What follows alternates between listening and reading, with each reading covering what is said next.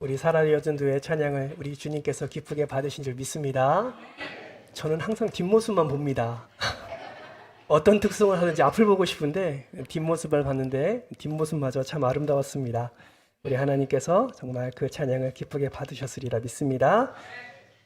여러분, 성경을 보면 여러 가지 다양한 종류의 말씀들이 등장합니다. 어떤 말씀은 우리가 들었을 때 상당히 부담스러운 말씀도 있고, 또 어떤 말씀은 반대로 우리가 들을 때에 굉장한 기쁨과 위안이 되는 말씀도 있습니다. 예를 들어 이런 거죠. 누구든지 나를 따라오려거든 자기를 부인하고 자기 십자가를 지고 나를 따를 것이니라. 이 말씀은 누가 들어봐도 참 부담스러운 말씀입니다. 그런데 같은 오라 하는 말씀인데, 수고하고 무거운 짐진 자들아 다 내게로 오라 내가 너희를 쉬게 하리라 라는 이 말씀은 굉장히 우리의 마음에 기쁨과 위안을 주기도 합니다. 이렇듯 성경 말씀 가운데는 우리에게 상당히 부담되는 말씀도 있고, 또 굉장히 우리의 마음을 어루만지는 말씀도 있다는 것은 사실입니다. 그렇다면 여러분, 우리 집사님께서 너무나 귀한 말씀을 봉독해 주셨는데, 오늘 봉독한 이 말씀은 여러분에게 부담이 되는 말씀입니까? 아니면 위안과 기쁨이 되는 말씀입니까? 질문입니다. 위안이 되시나요? 부담이 되시나요?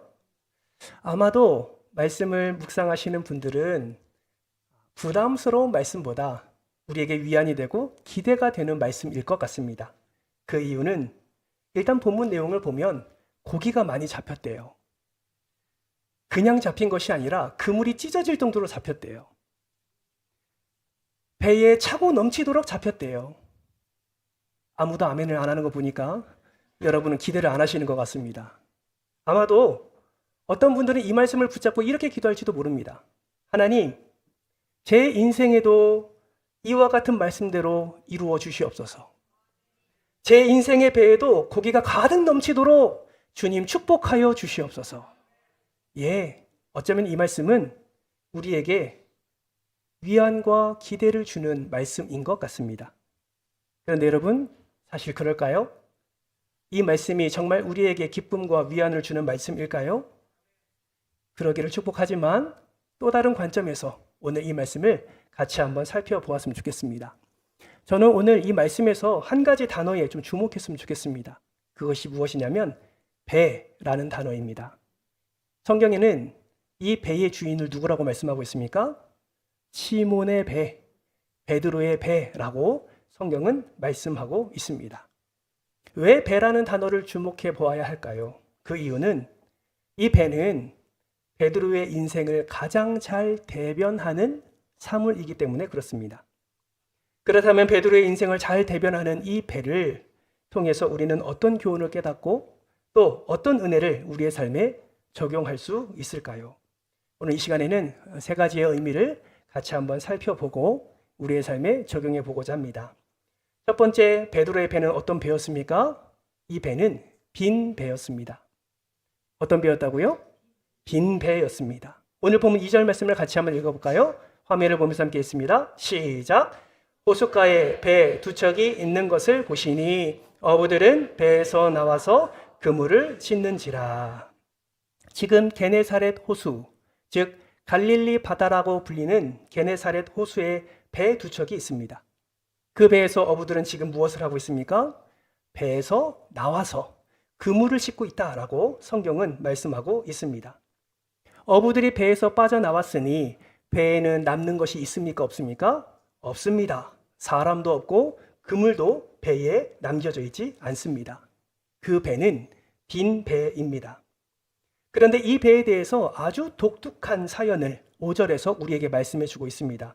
5절은 이렇게 말씀합니다. 시몬이 대답하여 이르되 선생님, 우리들이 밤이 새도록 수고하였으되 잡은 것이 없지만은. 여러분, 이 말씀은 지금 무엇을 의미합니까? 이 배가 왜 텅 비었는지 그것을 말해주고 있습니다. 왜 배가 텅 비었습니까? 한 마리의 고기도 잡지 못했기 때문입니다. 여러분, 우리의 인생도 살다 보면 이런 빈 배와 같은 처지를 만날 때가 있지 않습니까? 아마 이렇게 경기가 안 좋은 지금 이 시대에 자영업을 하시는 분들은 아마 이 마음을 더 깊이 느끼지 않을까라는 생각을 해보게 됩니다. 새벽부터 나와서 가게를 열고 재료를 준비합니다. 정성껏 음식을 만들고 하루 종일 손님을 기다립니다. 그런데 손님은 거의 오지 않습니다. 마감 시간이 되어 남은 음식을 정리할 때 그 사장님의 마음속에 이런 생각이 듭니다. 내가 지금 뭘 하고 있는 거지? 몸은 지쳤습니다. 그런데 남은 것은 텅 빈 계산서 뿐입니다. 여러분, 이것이 바로 빈배다라는 것이죠. 신앙생활에도 이러한 빈배를 경험할 때가 있습니다. 여러 가지 어려움을 겪는 어떤 분이 간절히 기도합니다. 가정을 위해 기도하고 건강을 위해 기도하고 자녀를 위해 눈물로 기도합니다. 그런데 상황은 바뀌지 않습니다. 오히려 더 힘들게만 느껴집니다. 우리는 그때 이런 생각을 하죠. 하나님, 저도 밤이 맞도록 수고했는데 왜 아무런 응답이 없습니까? 왜 손에 아무런 쥐는 것이 없습니까? 여러분, 그 순간이 바로 빈배의 순간이다라는 것입니다. 여러분, 지금 이른 아침 빈 그물을 씻어내고 있는 이 베드로가 자신의 배를 바라보면서 텅 비어 있는 그 배의 모습을 바라볼 때 여러분, 베드로의 마음 가운데 어떠한 마음이 들었겠습니까? 허무하고 허탈하고 또 허망하고 더 나아가 좌절과 절망을 마음에 느끼고 있을 것입니다. 그런데 여러분, 이 중요한 순간에 배에 한 사람이 오릅니다. 그가 누구입니까? 바로 예수님이시죠. 오늘 보면 3절 말씀에 보면 이렇게 말씀합니다. 예수께서 한 배에 오르시니 그 배는 시몬의 배라. 성경은 지금 시몬 베드로의 배에 예수님이 오르셨다라고 말씀하고 있습니다.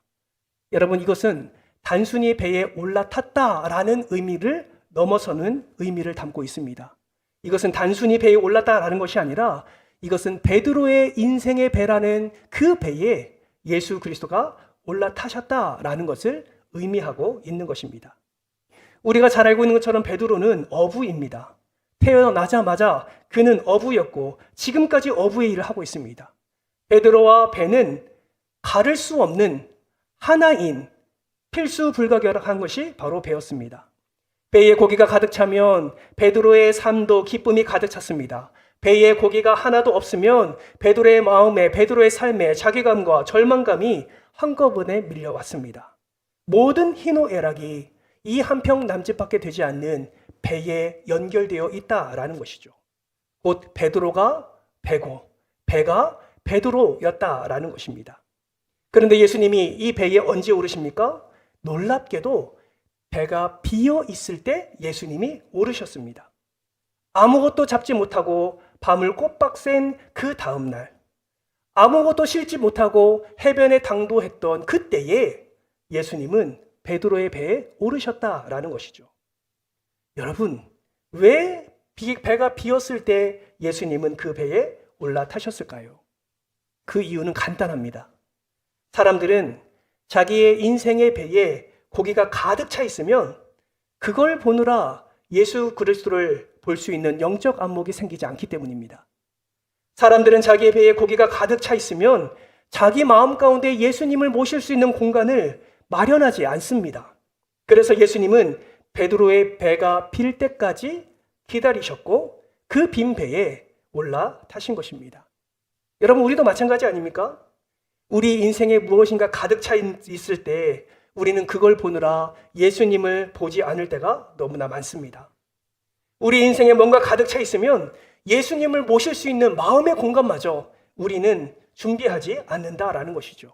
그래서 여러분, 종종 믿음의 선배들이 무슨 말을 한 줄 아십니까? 한번 따라해 볼까요? 부족함이, 더 크게 부족함이 은혜다. 한 번 더 모자람이 은혜다. 이게 믿음의 선배들이 종종 하는 말입니다. 왜요? 부족함이 은혜고 왜 모자람이 축복입니까? 부족해야 예수님을 볼 수 있는 영적 안목이 생기기 때문이죠. 모자라야 예수님을 모실 수 있는 마음의 공간이 생기게 되기 때문입니다. 여러분, 이 세상에 2만 개가 넘는 종족이 있다고 합니다. 그렇게 많은 2만 개가 넘는 종족 가운데 왜 하나님은 이스라엘 백성들을 선택하셨을까요? 그 수많은 종족 가운데 왜 하나님은 이스라엘 백성들을 나의 백성이다, 성민으로 삼으셨을까요? 인원수가 많아서 그렇겠습니까? 아니요, 그렇지 않습니다. 신명기 7장 7절은 왜 그들을 선택했는지 하나님의 그 이유가 분명히 나와 있습니다. 우리 화면을 보면서 같이 한번 읽어볼까요? 시작! 여호와께서 너희를 기뻐하시고 너희를 택하심은 너희가 다른 민족보다 수요가 많기 때문이 아니라 너희는 오히려 모든 민족 중에서 가장 적으니라. 가장 적으니라. 가장 적으니라. 무엇을 의미합니까? 가장 적다는 것은 가장 연약함을 의미하고, 연약하다는 것은 부족하고 모자람을 의미한다라는 것이죠. 하나님은 이스라엘 백성들을 선택할 때 그들이 부자라서, 그들이 수가 많아서, 그들이 능력이 많아서, 그들이 뛰어나서, 그들이 탁월해서가 아니라 하나님은 그들의 수가 작기 때문에, 연약하기 때문에, 부족하기 때문에 그들을 선택하셨고 그들을 통해서 하나님의 능력을 나타내셨습니다. 여러분, 베드로의 배가 비었다는 것은 그날이 재수 없는 날이라는 것을 의미하는 것이 아닙니다. 베드로의 배가 비었다는 것, 그리고 그 빈 배에 예수 그리스도가 올라탔다는 것은 그 베드로의 인생 가운데 찾아오시는 새로운 반전이 시작되었다라는 것을 의미하고 있다라는 것입니다. 사랑하는 성도 여러분, 지금까지 어떻게 살아오셨습니까? 혹시 오늘 우리가 본문에서 보고 있는 이 베드로처럼 밤낮을 가리지 않고 그렇게 수고하고 애쓰고 열심히 살았는데 아무것도 없는 텅 빈 배와 같은 그러한 삶을 지금 살아오고 계시지는 않으십니까? 저는 오늘 혹여나 그런 분들이 계시다면 그런 분들에게 마음을 다해서 축복하고 싶습니다. 여러분의 인생에 우리 예수님께서 그 빈배에 오르시기를 주님의 이름으로 축복합니다. 예수님이 오르시면 우리는 언제든지 새로운 반전을 꿈꿀 수 있습니다. 예수님이 오르시면 새로운 기적 가운데 우리가 거하게 될 줄 믿습니다. 왜요? 그 빈배를 예수 그리스도께서 사용하시기 때문에 그렇습니다. 오늘 이 시간 예수님을 여러분의 인생에 초청하는 놀라운 시간이 되시기를 주님의 이름으로 축복합니다. 두 번째, 이 배는요, 예수님의 배에 오르자 가득 찬 배가 되었다라는 것입니다. 오늘 본문 4절 말씀, 우리 화면을 보면서 같이 한번 읽어볼까요? 함께 읽겠습니다. 시작! 말씀을 마치시고 시몬에게 이르시되 깊은 데로 가서 그물을 내려 고기를 잡으라. 여러분, 예수님의 명령입니다.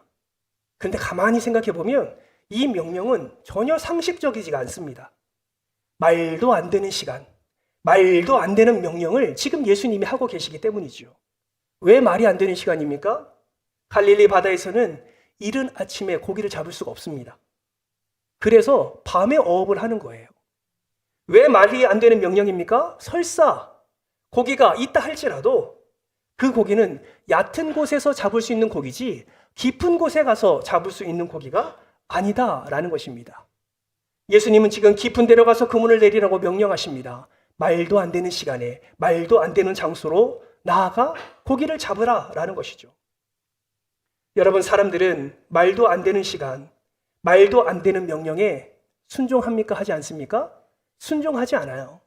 내 이성과 내 상식이 벗어나는 것은 사람들은 따르지 않습니다. 그런데 여러분, 가만히 생각해 보세요. 말이 되는 시간, 말이 되는 명령을 순종한다는 것은 여러분, 그것을 믿음이라고 말할 수 있습니까? 상식을 뛰어넘지 않는, 이성을 뛰어넘지 않는, 하면 되는, 말이 되는 명령을 따라 행하는 것은 우리는 믿음이라고 말하지 않습니다. 그걸 상식이라고 말을 하지요. 반대로 상식을 뛰어넘는 차원에서 명령하고 순종을 요구하는 것에 순종했다면 우리는 그것을 상식이라 말하지 않고 믿음이라고 말한다라는 것입니다. 사랑하는 성도 여러분, 놀라운 것은요, 우리가 믿음을 갖고 순종하면 하나님께서 인생의 상식을 뛰어넘는 놀라운 기적을 허락해 주신다라는 것입니다. 베드로가 그랬습니다. 베드로는 말도 안 되는 시간에 말도 안 되는 명령을 받았지만 베드로는 그 예수 그리스도의 명령에 순종했습니다. 그랬더니 그 결과가 그물이 찢어질 정도로 많은 고기를 얻게 되었다고 성경은 말씀하고 있습니다. 그런데 여기서 우리는 한 걸음 더 들어가 봅시다. 여러분, 그렇다면 그 베드로가 그물 가운데서 그물을 던져서 고기를 잡는 그 가운데서 열심히 고기를 잡아서 배에 가득 차게 되었을 때에 여러분, 예수님은 어디에 계셨을까요? 질문입니다. 고기를 많이 잡았어요? 동업자들을 불러가지고 그 배에도 고기를 많이 잡았습니다. 그때 예수님은 어디 계셨을까요? 여러분, 성경을 찬찬히 다시 한번 읽어보세요. 예수님이 그 배에서 내렸다라는 말씀이 없습니다. 무슨 말이에요? 그 배에서 예수님과 베드로가 함께 있었다라는 것을 말씀하고 있는 것입니다. 예수님이 함께 하시는 그 자리에서 베드로는 그물을 던진 것이지요. 예수님이 명령하시고 함께 하시는 그 자리에서 그 그물을 끌어올린 것입니다. 순종의 자리로 나아갔습니다. 그랬더니 어떻게 되었습니까? 6절 말씀 같이 한번 읽어볼까요? 함께 읽겠습니다. 시작! 그렇게 하니 고기를 잡은 것이 심히 많아 그물을 찢어지는지라. 아멘. 사랑하는 성도 여러분, 예수님을 모시고 나간 인생은 결국 만선의 축복으로 돌아온다는 사실을 반드시 기억하시기를 주님의 이름으로 축복합니다. 왜 그렇습니까? 우리가 믿는 예수님은 우리의 부족을 만족으로 바꾸어 주시는 분이시기 때문에 그렇습니다. 더 중요한 것은 단순하게 예수님의 축복은 나 혼자 누릴 수 있는 축복이 아니라 그날의 만선의 축복을 모든 이들과 함께 할 수 있는 축복이라는 사실을 우리로 하여금 깨닫게 해준다라는 것입니다. 고기가 많이 잡혔을 때 베드로는 어떻게 합니까? 7절 말씀해 보니까 다른 배에 있는 동무들을 손짓하여 와서 도와달라 요청합니다. 그들이 와서 도와주었습니다. 그랬더니 이 배에도 다 채우게 되는 놀라운 기적을 함께 경험하게 되었다라는 것입니다. 이 말은 무엇을 의미합니까? 예수님이 우리의 인생의 배에 함께 동승하셔서 우리가 그 예수 그리스도와 함께 그 인생의 항해를 나아가게 될 때에 주님께서는 우리의 삶 속에 필요한 놀라운 기적을 일으켜 주실 뿐만 아니라 그 놀라운 은혜를 나만 아니라 나와 함께하는 모든 이들에게까지 그 은혜가 흘러간다라는 사실을 오늘 본문 말씀 속에서 우리에게 말씀하고 있는 것입니다. 사랑하는 성도 여러분, 여러분을 축복합니다. 여러분의 삶 속에 예수님과 동행하는 그 모든 삶 속에 만선의 축복이 여러분의 삶 속에 일어나기를 주님의 이름으로 축복합니다. 더 간절한 마음으로 축복합니다. 만선의 축복을 받은 여러분이요, 여러분을 통해서 예수를 알지 못하는 여러분의 가족과 여러분의 지인들까지 여러분이 받은 은혜가 차고 넘쳐서 그들에게까지 예수 그리스도의 놀라운 사랑과 은혜가 흘러가기를 주님의 이름으로 축복합니다. 마지막 세 번째, 이 배는 어떤 배입니까? 버려진 배입니다. 어떤 배가 되었다고요? 버려졌다고요. 11절 말씀 우리 같이 한번 읽어볼까요? 11절입니다. 시작! 그들이 배들을 육지에 대고 모든 것을 버려두고 예수를 따르니라. 아멘. 여러분, 지금 베드로는 행복합니다. 배에 고기가 가득하게 되었습니다. 예수님 때문에, 예수님 덕분에 그렇게 꿈에 그리던 만선의 축복을 지금 베드로는 누리고 있습니다. 여러분, 만선의 축복을 누린 베드로가 예수님 앞에 할 수 있는 반응이 무엇일까요? 두 가지의 반응을 나타낼 수 있을 것 같아요. 첫 번째는 이렇게 말할 수 있을 것 같습니다. 예수님, 대박입니다. 예수님이 함께 하시니까 이 많은 물고기가 잡혔네요. 예수님, 이제부터는 저를 따라다니시면서 제가 가는 곳마다 대박의 은혜를 터뜨려 주십시오. 절대 어디 가지 마시고 무조건 내 옆에 있으시고 나를 따라다니면서 내가 가는 곳마다 이렇게 만선의 축복을 허락해 주옵소서. 이렇게 요청할 수 있지 않을까요? 근데 가만히 생각해 보면 이것이 지금 이러한 지금의 반응이 우리의 반응인 것 같습니다. 뭔가 은혜 받으면 감사를 고백하면서도 예수님이 내 인생을 쫓아다니며 내 인생에 필요한 것들을 채우시고자 하는 이런 기대감이 우리 안에 있는 것 같습니다. 이거를 무슨 신앙이라고 말하는 줄 아십니까? 기복신앙이라고 말하는 거예요. 한 번 받은 은혜 놓칠 수 없어서 예수님을 내 인생 가운데 끌어들여 내가 가는 곳마다 예수님을 끌고 다니는 그런 신앙생활, 이것이 바로 기복신앙이다라는 것이죠. 근데 베드로는 어떻게 반응했을까요? 이렇게 반응하지 않습니다. 베드로는 주여 나를 따라다니십시오. 내 인생에 함께 하셔서 내가 어디를 가든지 주님께서 선을 베풀어 주십시오. 이렇게 말하는 것이 아니라 오늘 본문 8절 말씀을 보세요. 이렇게 말씀합니다. 시몬 베드로가 이를 보고 예수의 무릎 아래 엎드려 이르되 주여 나를 떠나소서 나는 무엇이로다? 죄인이로소이다 하니. 그리고 나서 11절에 어떻게 합니까? 11절 말씀을 같이 한번 읽어볼까요? 시작! 그들이 배들을 육지에 대고 모든 것을 버려두고 예수를 따르니라. 베드로는 겸손히 엎드립니다. 나는 죄인입니다. 그리고 나서 11절 말씀을 통해서 확인할 수 있는 것은 그 다음부터 배를 버려두고 예수를 쫓아가기 시작합니다. 예수를 따라갔다라는 거예요. 여러분, 베드로의 인생의 최고의 결정입니다. 여러분, 예수님을 데리고 다니는 삶을 선택하는 것이 아니라 자기가 예수님을 따라다니는 삶을 선택했다라는 것이죠. 예수님을 이용하는 삶을 선택하는 것이 아니라 예수님께 순종하는 삶을 선택한 것입니다. 여러분, 이게요, 제자의 삶이에요. 이게 제자의 삶입니다. 우리도 처음 신앙의 초창기는 예수님을 끌고 다니지 않았습니까? 주님, 이것도 해주세요. 주님, 이것도 해주세요. 이거 어렵습니다. 이것도 해주세요. 내 삶 가운데 이거 이루어주세요. 이것이 우리의 신앙의 초기의 모습이었습니다. 그런데 여러분, 신앙의 연수가 더 많아지면 많아질수록 달라져야 할 것이 있어요. 그것이 무엇이냐면 주님 따라다니세요 라는 것이 아니라 이제 내가 주님을 따라가겠습니다. 이것이 제자의 삶이다라는 것입니다. 여러분, 헌신이 다른 것이 아니에요.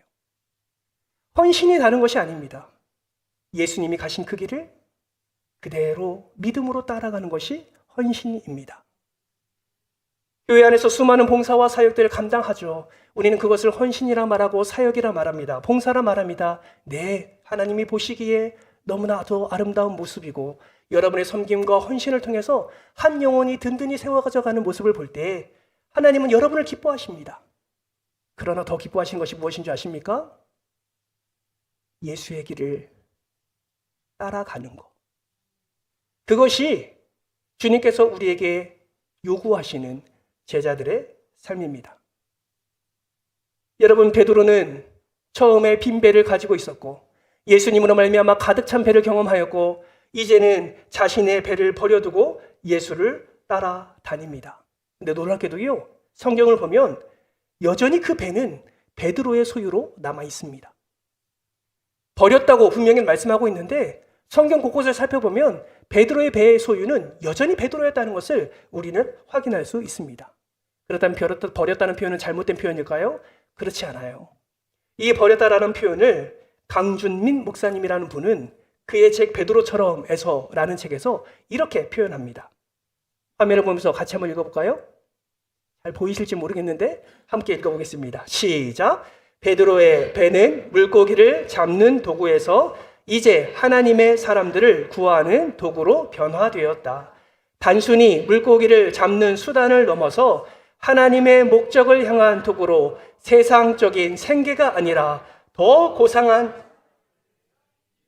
사용되었다. 이런 의미에서 베드로는 이 배를 하나님 나라를 위해 버린 것이다. 그렇습니다. 베드로가 배를 버리고 주님을 쫓았다라는 것은 하나님 나라를 위해서 버렸다라는 것입니다.